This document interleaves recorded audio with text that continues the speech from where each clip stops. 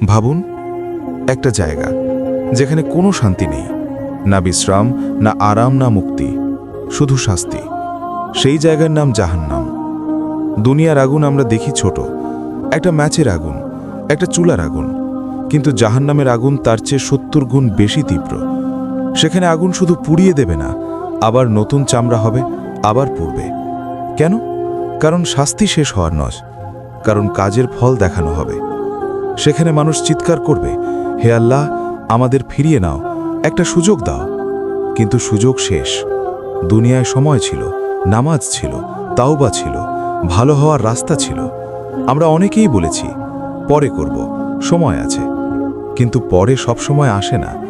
একটা মুহূর্ত আসে যখন দরজা বন্ধ, তখন আফসোস, শুধু আফসোস। আমরা কি প্রস্তুত?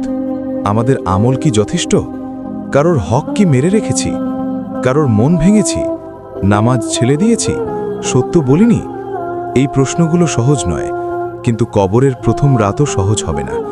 সেখানে কেউ থাকবে না, শুধু আমরা, আমাদের আমল আর আল্লাহর বিচার। সেখানে পানি চাইবে, কিন্তু পানি থাকবে না।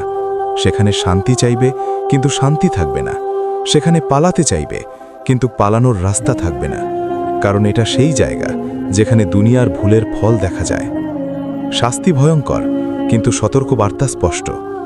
আল্লাহ আমাদের সতর্ক করেছেন যাতে আমরা বদলাই, যাতে আমরা তাওবা করি, যাতে আমরা ভালো হই। তবে আল্লাহর রহমত বিশাল। একটা আন্তরিক তাওবা জীবন বদলে দিতে পারে। একটা সিজদা দরজা খুলে দিতে পারে। আল্লাহ বলেন, তিনি ক্ষমাশীল, তিনি দয়ালু। তার কাছে ফিরে গেলে তিনি গ্রহণ করেন।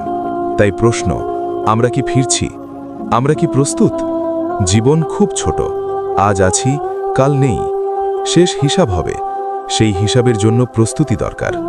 ভয় নয়, সংশোধন দরকার, পরিবর্তন দরকার, তাওবা দরকার।